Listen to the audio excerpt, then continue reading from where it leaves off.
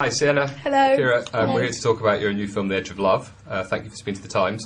The film was shot on location in Wales. Did you have fun down there when you were shooting? Yeah, we did. It was beautiful, rural, bucolic, springtime heaven, actually. It was lovely. Yeah, we were really lucky because we were all living in a house together, and yeah, it was absolutely gorgeous. You know, I think this film is about friendship, and it's very difficult to fake warmth on screen. And it was a wonderful opportunity to kind of get to know each other properly with Matthew Rhys as well, and so that we could really kind of form this bond that we then got to act from. Yeah, he's a very powerful, evocative Dylan. He's sort of charming half the time, and then he's menacing. That's such a hard balance to create, is to play that someone who's that kind of inherently flawed and yet do it with charm. I think you come away from the film, at least I did, really liking him, and that's a hard thing to do, isn't it? The childlike I think, you know, it's not a film that's trying to present characters that are one-dimensional. It's trying to present a reality, which is that we all do things that we're ashamed of, and we all make mistakes. And within friendships can very easily turn when sex gets involved, when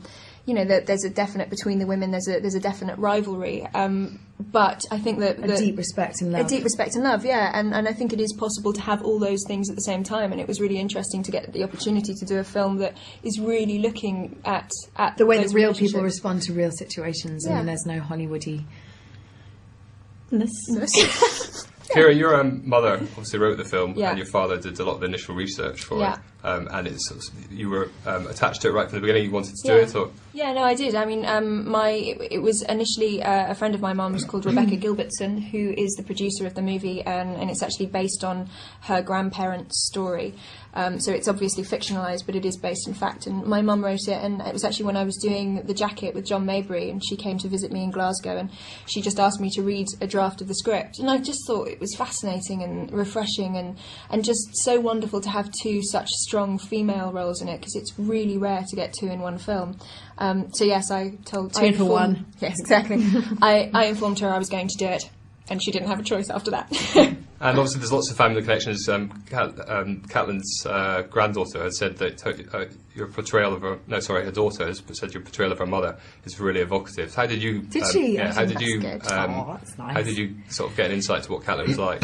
I spoke to her daughter, ironically, briefly, but I kind of was not attached to this film until 2 weeks before we started shooting. So where there was a lot of research, Catelyn actually wrote a book about her life. I mean, I really didn't have the time to do as much preparation as I normally would. So it was kind of just hold your breath and jump. But, you know, this one... But that's sort of her personality. She's sort of quite like... She was, yeah, and I think in a way it helped. There wasn't any time for me to get kind of angsty and paranoid.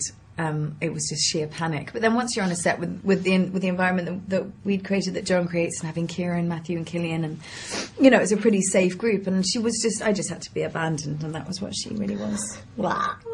Keira, the movie opens with you singing, and it's the first time you sort of sung on screen. Yeah. Have you got any plans to sort of become the new Scarlett Johansson and record an album? Christmas number one. Christmas number one. Maybe a duet. We're going to do. Yeah, it'll be us. We'll be. I Believe I Can Fly. Great. Oh, we good. Little rendition of. Yeah. So you also mentioned that Rebecca's, the film's producer, is William Killick's granddaughter. Yeah. Did you feel the responsibility to try and get things right? There's obviously it is fiction. I mean, it's based in reality, but it is fiction, and I think that at a certain point we obviously did go to all of Rebecca's family and ask if it was all right, and you do have to be very careful when you're dealing with stories that are based in reality, even if they are fictitious.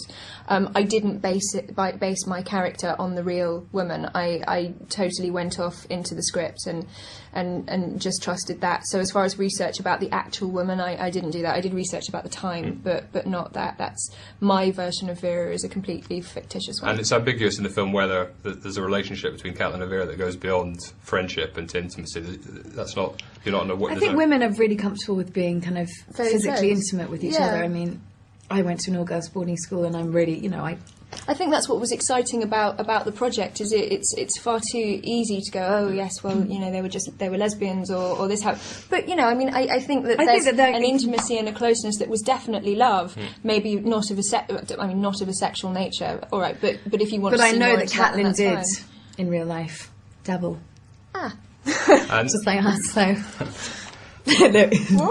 That's a scoop. Thanks. No, really, that's a scope, right? That's it. A scoop. Oh, it's hot. I know. The film opens in Edinburgh on Wednesday. It's the premiere. Are you excited about your cool down up there? Are you excited about it opening in Edinburgh? Yes, I think it's great. I've never been to the festival. I've been to Edinburgh, but I think it's fantastic, and I think an appropriate place for a film that's entirely art house British. and entirely British. I think that's what's really exciting about it is it's entirely British financing, British cast, apart from Cillian, who's Irish. But but I think it's really exciting that the world premiere is going to be in Edinburgh.